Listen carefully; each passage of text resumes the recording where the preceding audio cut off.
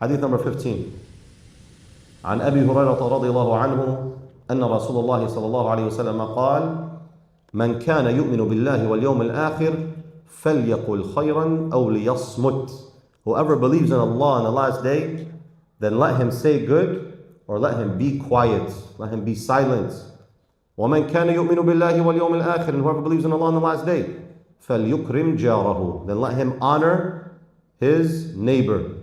ومن كان يؤمن بالله واليوم الآخر فليكرم ضيفه, and whoever believes in Allah on the last day, then let him honor his guest. رواه البخاري ومسلم. And the kalam ينقسم إلى خير وشر وله. There's only three kinds of speech. Whenever you talk, you're either saying khair, you're saying something that's good, or you're saying something that's shar, that's evil, or you're saying lahu, useless. It's not good or bad, it's just nothing. Kalam fadi, like we say, just empty speech. You're just speaking, you're chatting. There's nothing, no benefit. So what is this hadith telling us to do? The first part, من كان منكم يؤمن بالله واليوم الآخر. What did the hadith tell us to do? Huh? Say good.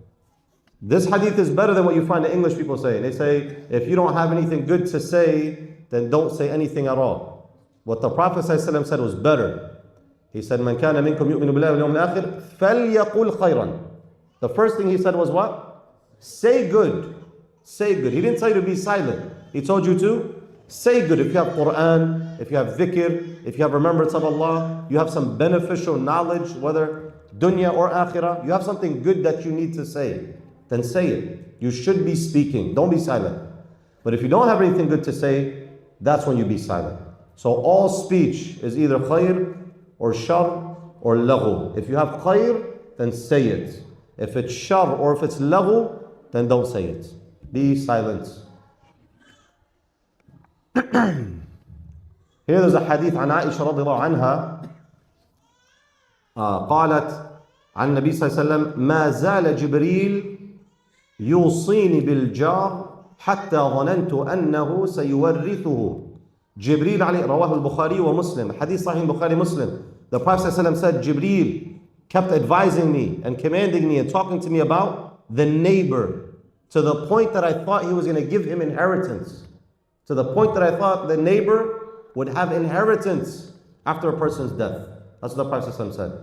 And there's a hadith, Wallah, la yu'min. The Prophet ﷺ swore, Wallahi la yu'min. Wallahi la yu'min. He said it twice. By Allah, he doesn't believe.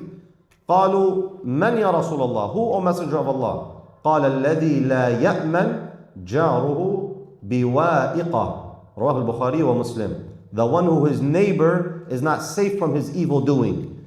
So the neighbor has a big role in Islam. You have so many ahadith about the virtue of the neighbor.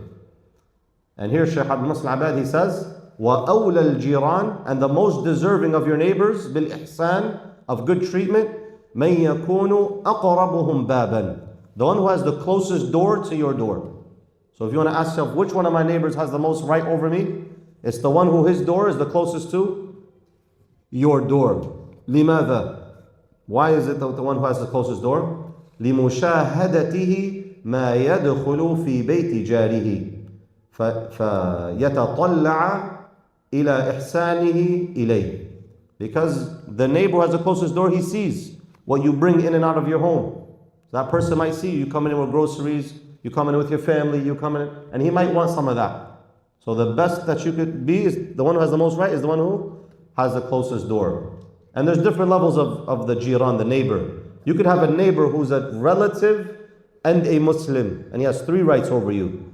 He's a relative, he has the right of qurba, and he's a Muslim, he has a right of Islam over you, and he's a neighbor, and he has a right of being a neighbor over you. So that's the highest type. And then the one who's just a Muslim who's a neighbor, and the one who's just a neighbor and he's not even a Muslim, still they all have a right over you. A person doesn't say, yeah, my Muslim is a kafir. La. Even the Muslim who's a kafir, he has rights over you, that you don't harm him. So you take care of your property, you don't harm them in any way, your trash, whatever, you don't harm your neighbor. This is very important. You see how important the hadith was? Whoever believes in Allah and the last day. The second thing he mentioned, Shaykh Abdul Muhsin Abad Hafidhullah, he said, وَقَوْلُهُ وَمَنْ كَانَ يُؤْمِنُ بِاللَّهِ وَالْيَوْمِ الْآخِرِ فَلْيُكْرِمْ ضَيْفَهُ. The hadith then said about the guest. Whoever believes in Allah on the last day, let him honor his guest. إكرام الضيف من الحقوق التي للمسلمين على المسلمين فقط. This is the rights that the Muslim has over the Muslim only. Not that the kafir has a right to your home, to be a guest in your home. This is for the Muslims only. وهو من مكارم الأخلاق. And this is from the noble character. وفي الصحيح بخاري, and it comes in Sahih Bukhari, من حديث أبي شريح قال سمعت أذناي وأبصرت عيناي حين تكلم النبي صلى الله عليه وسلم. My 2 ears heard and my 2 eyes saw when the Prophet صلى الله عليه وسلم was speaking and said, فقال من كان يؤمن بالله واليوم الآخر فليكرم جاره. Whoever believes in Allah on the last day, let him honor his guest or let him honor his neighbor. ومن كان يؤمن بالله واليوم الآخر فليكرم ضيفه جائزته.